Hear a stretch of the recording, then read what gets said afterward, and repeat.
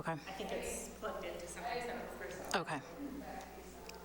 All right, welcome everyone, and thank you for coming this afternoon. For everyone watching at home, I'm going to let Marisa introduce herself for a few minutes. Sure. And then I will take questions. We have index cards you can write down your questions on, and you can continue to do that as we go. I also have some questions that were asked the last few days, and if we don't get new questions, we will ask those.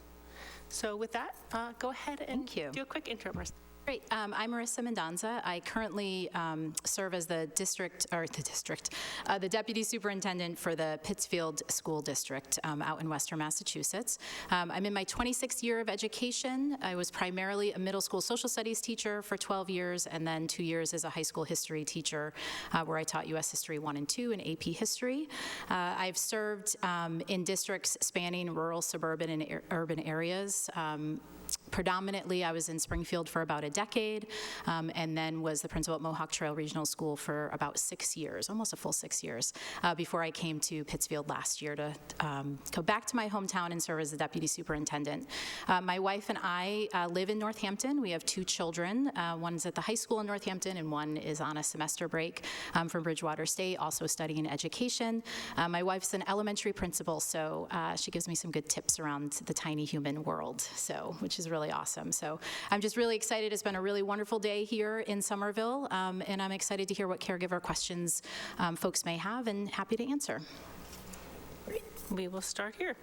What is an educational practice intervention that you believe to be ineffective, and why? That is a good question. So for me right now, I would say that a literacy intervention that is computer-based has been ineffective, in my opinion, both as a principal who implemented it and also as a district leader. I think that it is often tied to the amount of time students need to be on computers, and that it pulls the educators out of direct work with students. And I think that over time, as more programs have been implemented in our schools, whether they're computer-based or paper-based, it has taken the expertise away from the educator that we hired them for.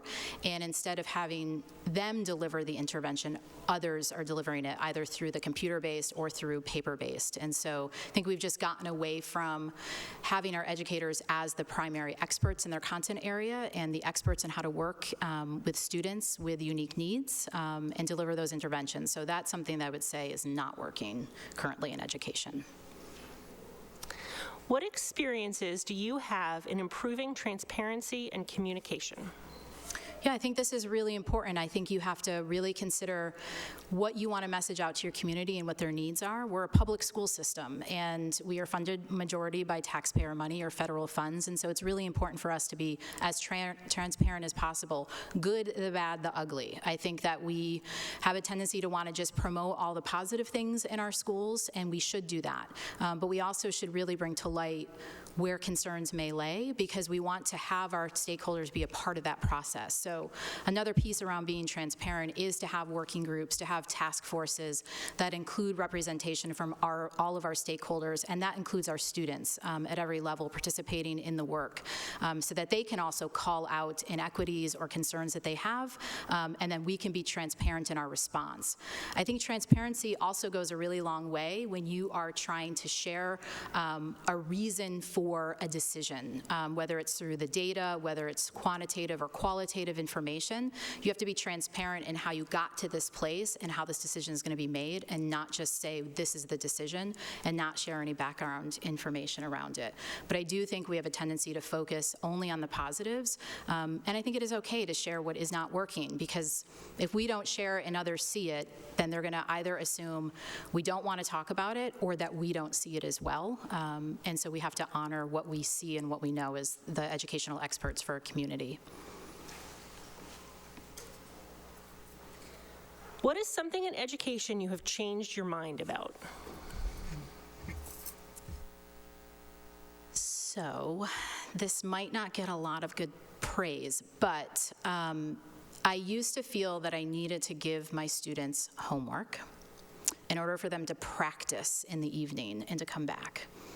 I've really thought long and hard about the idea of homework, and when thinking about the whole child and thinking about the needs of our students and thinking about their day, I feel that homework is a barrier to success of a whole child. And I say that because we have students who are spending an entire day from, say, 7:30 to 2:30 at a high school setting, experiencing a barrage of classes at a high level. Study halls have gone away, like they were when I was in high school. And then many students want to participate in something after school, whether they're going to a job, whether they're going to athletics, whether they're in arts programming, they're in theater, or they want to be a part of a club or a different activity. And then in some cases, they're not getting home to the evenings. And in some cases, they're a caregiver for their younger siblings. And then homework doesn't have an opportunity to start until, and I talked to a student about this today, until she gets home between 9 and 10 o'clock at night. She's got to shower, she's got to get some food, and then she starts her homework. And so the quality or the caliber of her doing that homework and being prepared and ready in the morning, I think doesn't occur and isn't there.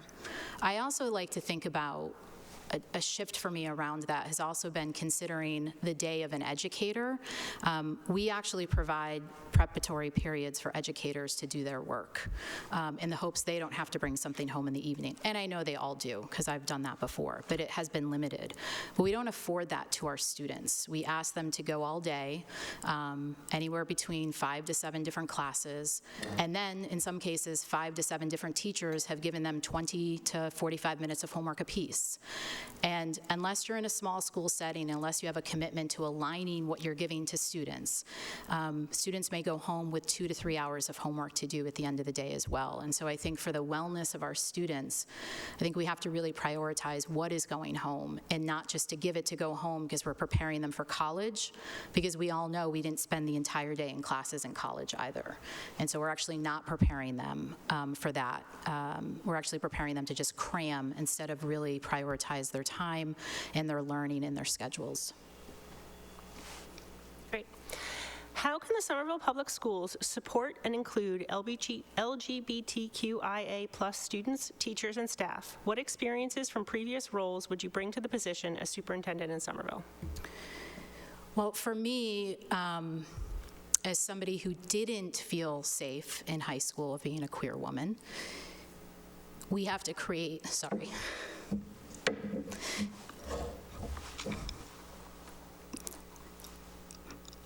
I would commit to making sure that that's a priority in any school that I've worked at. It is why I wear a rainbow pin, because it's an acknowledgement to a student that I see them and I'm one of them. I had an experience this year, actually last year, in Pittsfield. I went into a 3rd grade classroom, and I was sitting with students, and the first thing they commented on was my shoes. She has cool shoes. I wear sneakers. And then I sat down next to a student who was by themselves, and they were working on an assignment, and students were starting to transition to small groups. And she looked at me, really looked at me. She had been talking to me, and she saw my pin, and her face lit up, and she said, "That's a rainbow pin." And I said, "It is." And she said, "That pin's for me. That's for LGBTQ. I'm the T in LGBTQ." And I said, "I'm the L in LGBTQ." And she immediately embraced me and then just went about her day. And so representation is so important. And so we have to create the safe spaces for our staff to be them and to be proud of who they are, and that we see them and we honor them. So spaces like GSAs are great, and after-school clubs, but we have to take it a step further. We have to think about how we're supporting our families in raising queer children. We have to think about ways that our curriculum is representative of queer literature and queer history. I am very concerned that the AP board has eliminated queer folks in their AP African American history course. And so for me, it's a commitment as a district. What are we going to do about that? Are we going to run that course? Are we going to agree to those changes? And if so, how do we supplement? And how do we say, we're not okay with that, and here's how we're going to fix it? So it's kind of a community effort. And then also really thinking about our resources in the community and how we can bring folks in to be mentors for our queer students and to be a part of that. And also really honoring gender in all of this as well, non-binary students, et cetera, and our staff, and really thinking about, do we always say boys and girls in a classroom? Can we say friends? Can we say folks? Can we just say fourth graders, second graders?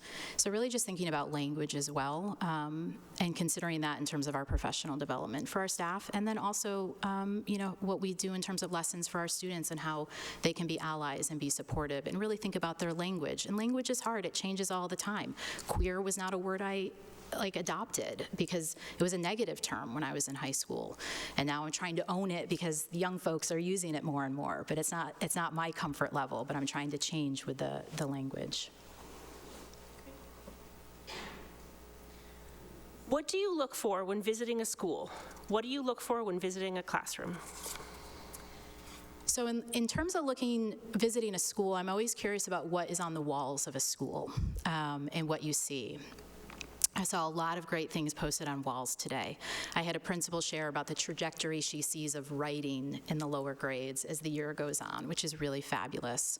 I would love to see schools have artist statements. And the artist statement is even for science work, but a description of what the assignment was, and maybe some statements from some of the students about their process in that. So really thinking differently about how we're posting things. I think what's on the walls of a school really tell us a story of what they honor and what they support. And I think in classrooms, I'm always looking for joy. What brings joy to students? I think we often see it in hands-on learning, collaborative learning.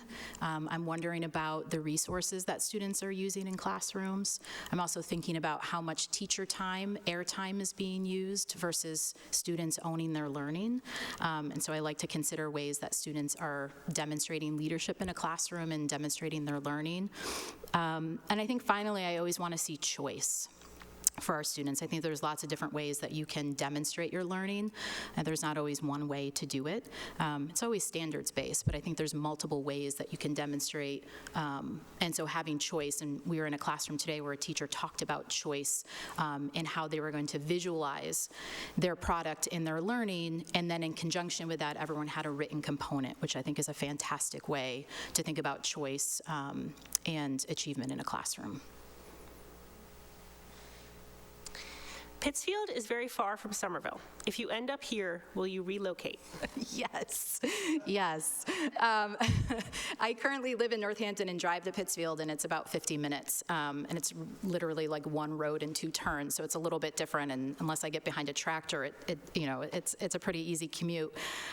Yeah, my youngest is a senior in high school, and so it is a perfect time for us to consider moving, and my wife is also from the eastern part of the state, so it's getting away from my family and heading back to hers. So yeah, we are prepared to move. Our school facilities face many challenges and are not under the direct control of SPS. What is your experience with school construction, renovation, MSBA, and what is the role of the superintendent when it comes to building with the mayor and team? Yeah, it's a super important role, right? So you have these school buildings, you feel like it falls under the priorities of the school committee and the superintendent, but they're technically owned by the city. And so you really have to form a partnership around it. I think one of the things that draws me to Somerville is that there seems to be, no matter what I've read about or the experiences I've had today, is that this community is a champion of education and of their schools. And the fact that there was just a brand new high school built, and there's still now, the potential of a feasibility study and thinking about adding more changes to our schools here is incredible, because that doesn't always happen. In a lot of towns, it's like they build a school and then they don't want to talk about it for another 20 years because it was a process and it's a lot of money.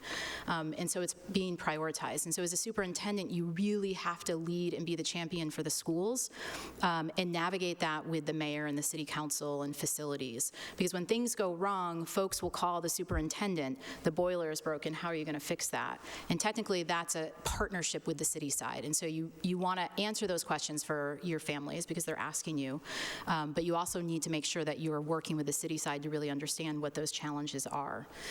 In terms of past building projects, I came on board with Pittsfield a few years after they had finalized a brand new high school that is very similar to Somerville in terms of its comprehensive and CTE. We're actually going to shift to full CTE next year. And so I've heard about kind of the challenges afterwards of the, wow, we thought that was a good plan in the beginning, but now we're having some challenges with it, or even just like cell service in different areas we weren't anticipating, and that some of our CTE equipment is now out of warranty and is failing. And so even just 4 years later, hundreds of thousands of dollars is being spent to upkeep these brand new facilities, which is needed and necessary. But that's another means that you have to pay attention to and to navigate. And now we are starting our own feasibility study around the potential of closing elementary schools and building a new elementary school because our enrollment, the opposite of Somerville, is declining. And so we have the same number of elementary schools that we had 30 years ago with significantly less students. So we're starting to go through that process now. When I was at Duggan Middle School as the principal, we were going through a renovation project at the middle school when I first became principal. So when I first started, there was actually no windows in the building. It was all open spaces. And I can remember interviewing one day, and leaves were coming through my window onto the table in front of the applicant, and it was quite awkward. And even when school started, we still had construction going and guys hanging outside windows on the second floor and putting things in and fixing them. And so we tried to just kind of like navigate and bring the construction into the building and talk with kids about it, and kind of make projects out of it.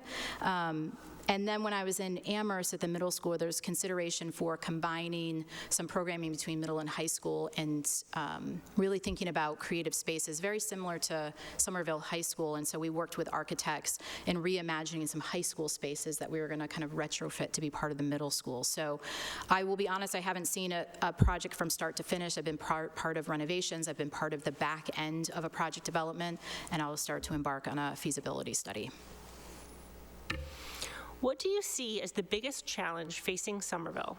What is your experience? How does your experience inform how you would address this challenge? So I think it's a lot of the growing population and a lack of space is part of it. And how would I tackle that? I think those are the things that we have to come together as a community and really talk about.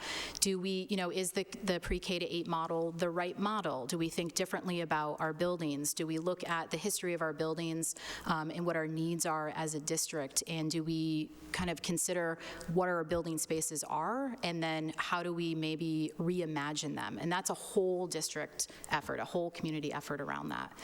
I'm also, just in terms of data that I've looked at, I think there is still some disproportionality in terms of student discipline for special ed students and Black students, based on what I've seen in terms of external suspensions or the number of times they've been suspended versus the percentage that exists in the school. And so I think Somerville is starting to do some of that work in terms of thinking about restorative justice and restorative practices, but that takes another layer. It's not just about responses, but it's also about implicit bias of educators, in terms of, are we doing that work and the way that they think about their students in the classroom and who they're sending out or who they want to have disciplined, and are we doing a deep dive and a study around that? So I think equity is a big piece too that we have to consider, and as Somerville grows and the diversity increases, the needs and challenges of the district have to be addressed, because what I don't want to see happen is that we don't have the right resources, and so we start to do things that aren't in what's the best interest for our students. And we're just kind of putting a square peg in a round hole, and that's not what's best for our students. How do you delegate tasks? Please talk about how you build a team that you trust so you can spread the load of this role. Yeah, that's a really great question. So for me, I build a team of people who are going to complement my work. I will never claim to be an expert in everything. I know a lot of things just because I've been in this profession for many years and in different roles, but I'm not a curriculum specialist, right? I'm not an SEL specialist. I don't have a counseling background. I know enough about the needs of students, but I want to surround myself with people who pick up gaps from me. And then they can collaboratively come together as a team. For me, I want team members that don't work in a silo. So you may be the special education director, you may be the SEL director or the curriculum director, but I want us all at the table when we're talking about curricular resources for our students. So how do we build an SEL to that? How do we consider universal design for learning for our special education students and our advanced students? How do we differentiate our instruction? I need everybody at the table to talk about that, because then when we go out into the schools, we're pushing the same messaging out. So for me, to build my team, I need them to be collaborative.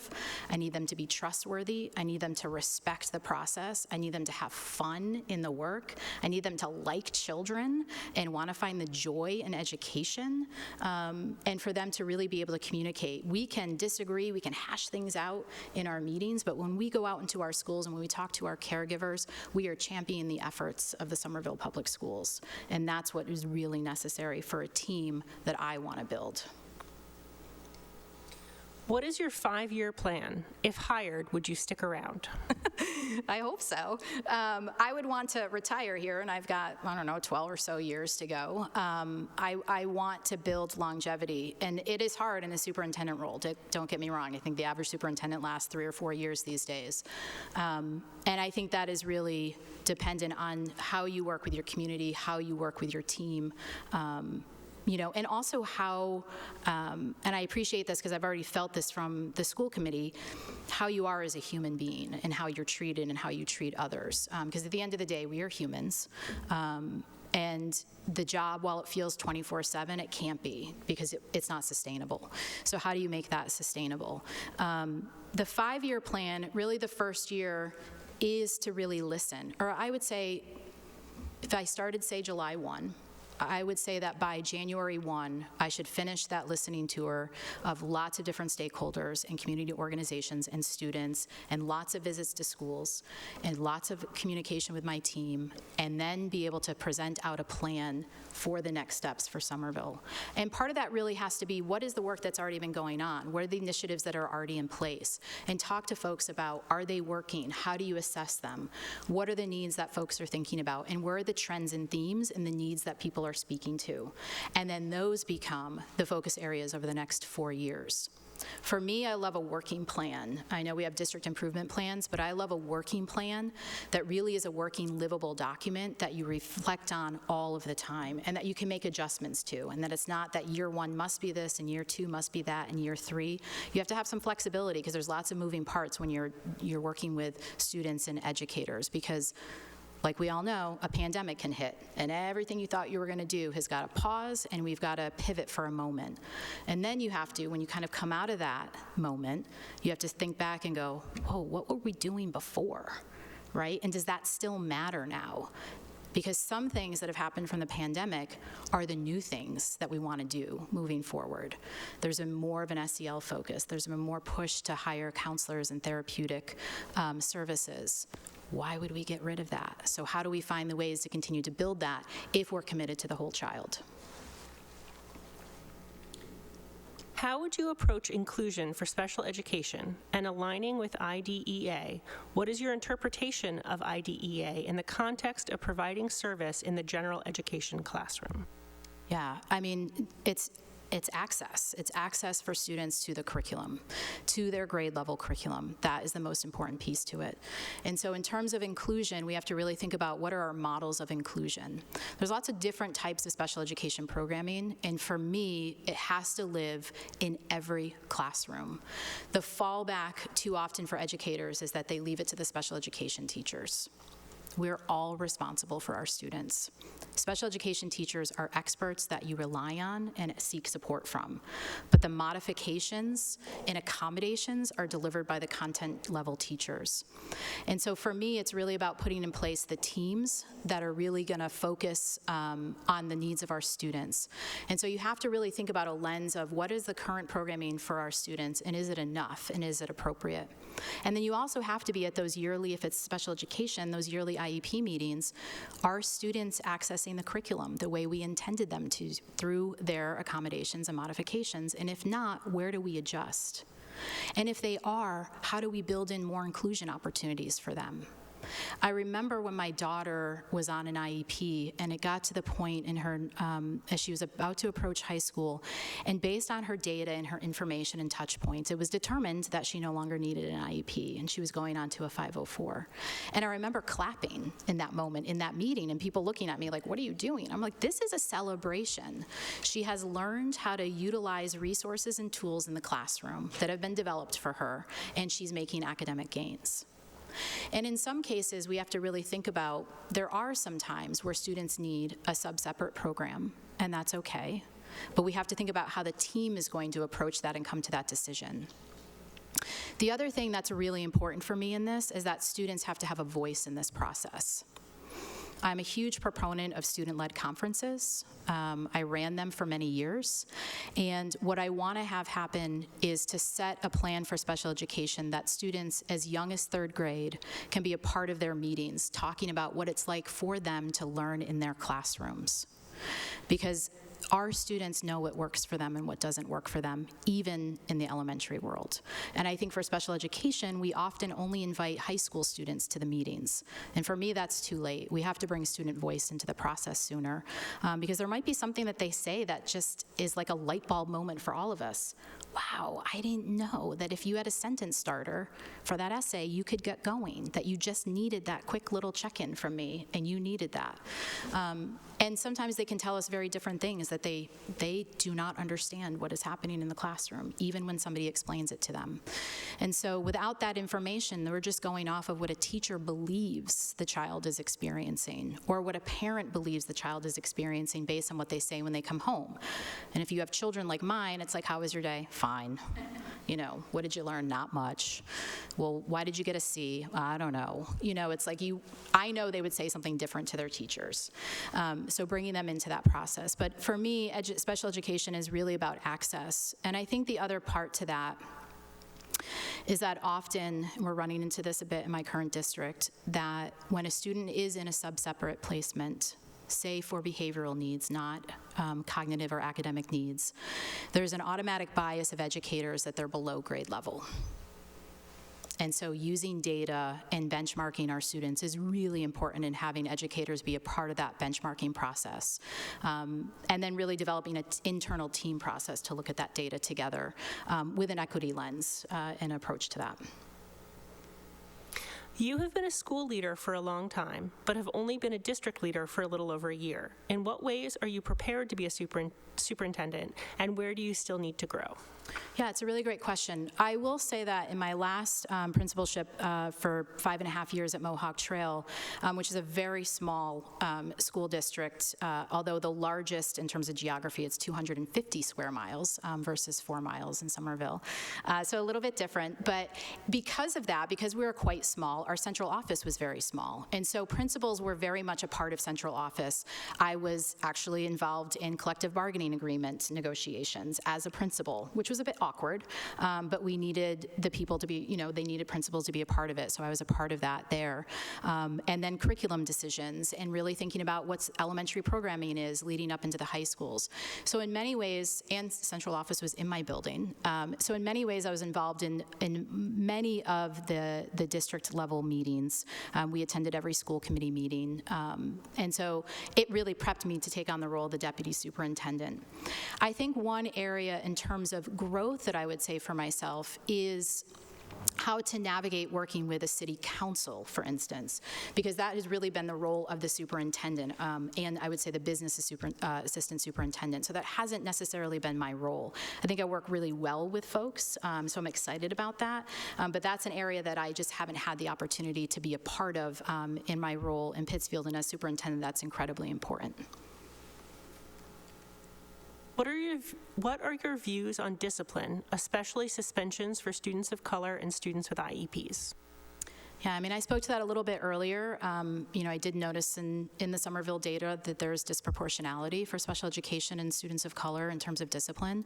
I don't believe in external suspensions unless there is a significant safety concern, such as bringing a gun on campus. Having a knife, still, I would question that. Or threats to the school community, those are different. They fall into a different category. But if, for instance, if a student was in a fight, I don't necessarily feel like removing them from our community is going to solve the problem because there's definitely something else going on, and typically they need schools staff to help sort through that. So if we send them home, then they don't have school staff, and in many cases they may be home alone, and then they don't have access to teachers.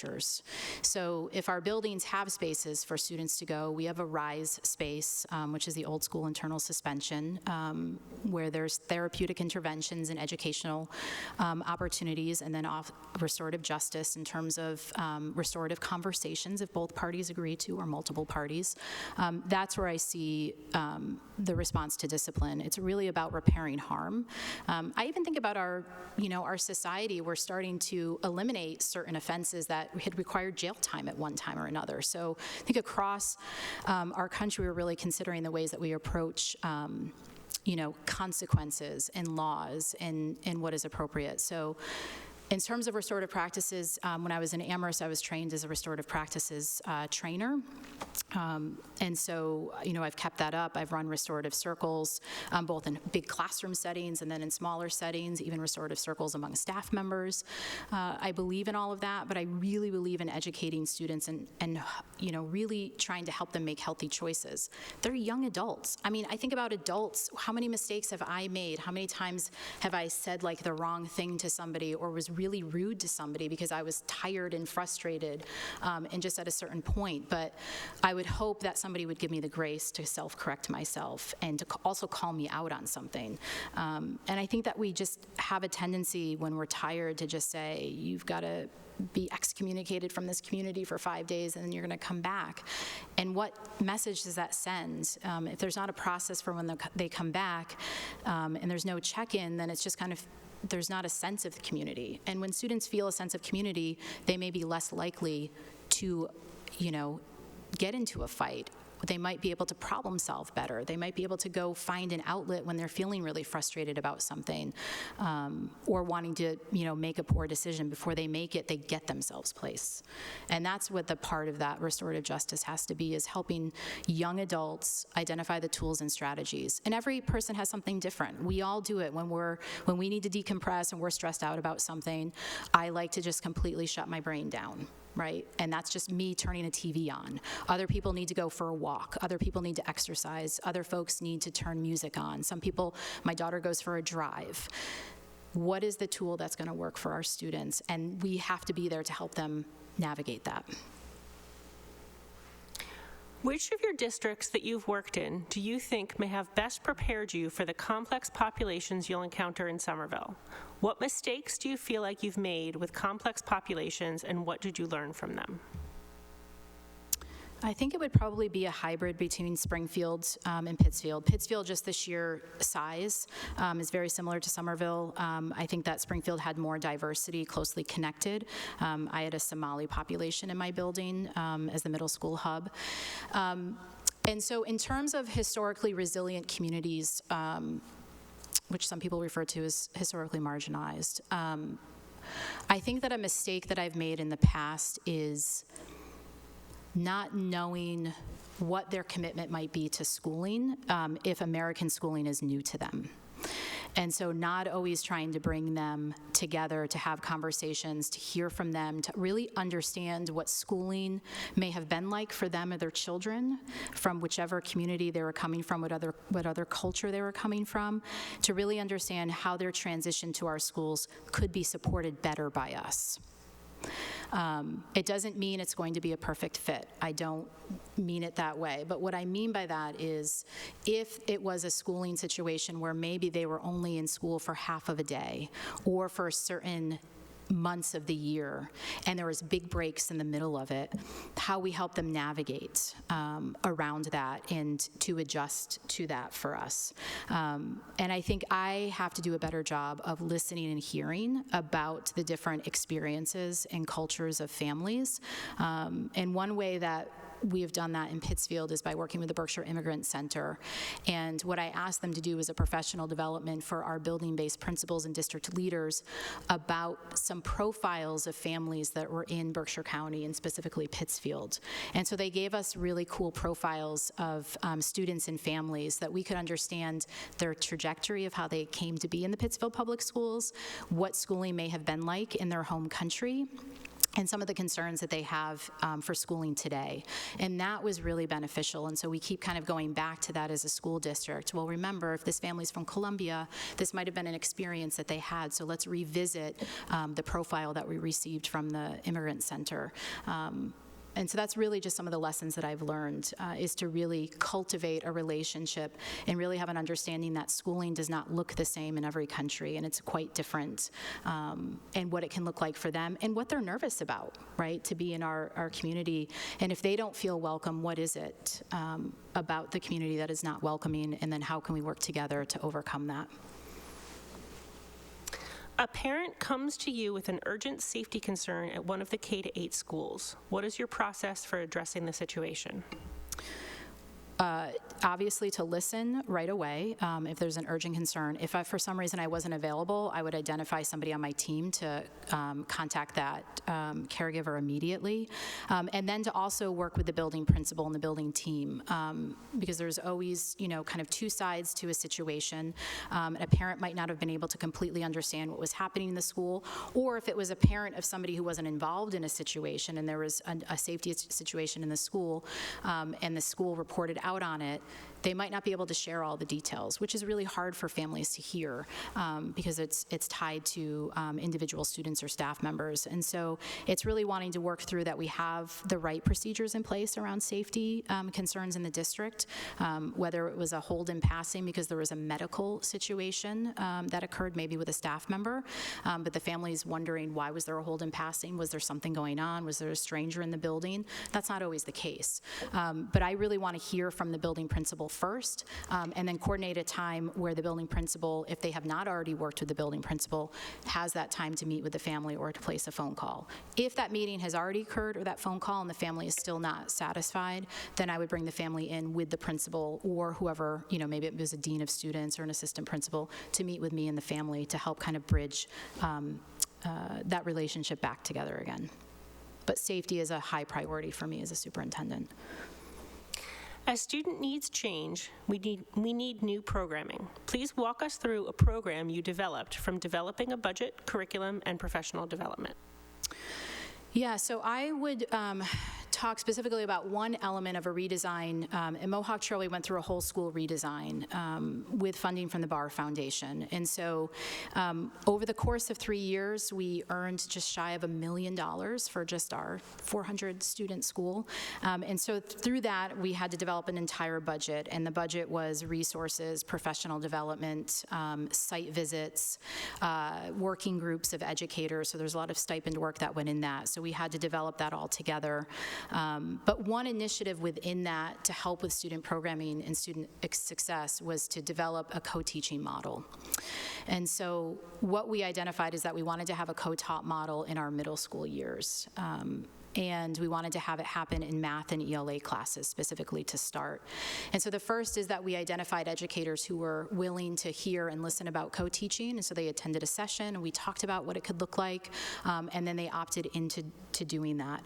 And then in terms of professional development, this summer before that school year, we hired an outside consultant who specialized in co-teaching to come in and work with our 8 co-teaching pairs for a period of 3 days where they took them through the different elements of co-teaching, the different styles of it, and then also time for them to connect as individuals. And in this co-teaching model, it was a special education teacher and a content teacher. And so we wanted to build a model where if you walked into that space, you wouldn't know who the special education teacher was and who the content teacher was, because there was opportunities for them to lead different points of the class, and also to divide up grading and making phone calls home. They really own that space together. And then we built in coaching supports throughout the year with our assistant principal of teaching and learning, where they were coming in to support the co-teaching model and working with pairs, and then our pairs were able to get out and see co-teaching in action in other spaces, both in our building and in other buildings, where it had been implemented over several years. So the outcomes have been really positive in terms of it feeling as though each student got what they needed in that space, and even parents were commenting on how it was nice to be able to have two educators that they could connect to with their child, and that their child felt very supported and connected, and we saw achievement start to grow in the areas where co-teaching was happening. How will you tackle implicit bias within the schools between teachers and administration? Great question. So for me, the first level of really doing equity work is self-work. And I know that Somerville has done some of this, but we really would need to make it as a priority for a district that, starting with district and principals, that we really do that self-work at that level over several days. We can't just read, I couldn't just read the book White Fragility and think that I've done personal work. I have to be rooted in it. I have to have difficult conversations. I have to feel uncomfortable. I have to be called out. I have to be able to own my bias. I have to be able to say, wow, I just said that and I should not have said that. And I have to do it with my peers in this work. And then once we've been able to do that, we can then shift to the educators at the classroom level, so that building principals can help navigate that. And so I know that there is, an equity office here, and we have directors around that. And one of my first questions would be, are they comfortable leading that work? Do we need to bring other folks in to help us lead that work? And so really developing a multi-year plan where at some point you can say, every Somerville educator has experienced X, Y, and Z. And then we think about what the experiences would be for our students too from that point. But again, personal work has to be the #1 priority. If you have not done the personal work, then asking you to bring an equity lens to your curriculum is a really difficult task to do, because the implicit bias is going to live there if they haven't explored their own implicit bias before they start to look at their curriculum. So it's almost 5:15, so I just want to give you an opportunity to have any final words, and then we can just do a more informal, if you want to chat with the people who are in the room, and we'll say goodbye to the people watching us from home. Watching, yes. This has been a really wonderful day of visiting Somerville and getting to know it a little bit better. I really appreciate the thoughtfulness of the questions. There's been great variety in them, and it really paints a picture of what you're curious about and what you're wondering about. So I'm really looking forward to tonight to answer more questions and for you to all learn a little bit more about me, because for me, this is as much as you interviewing me as it is learning from you and kind of doing an interview as well, because we want it to be the right fit. And I respect whatever decision all of you make, and I'm just hoping to learn and grow with you through the process. So Thank you so much. Yeah. And also, just to anyone watching from home, the SPS website does have a form that you can fill out for feedback, and you can also contact any school committee member and/or school committee members are having office hours later this week, so you can submit great. feedback that way as well. Nice. So thank you. Thank you. Thank you.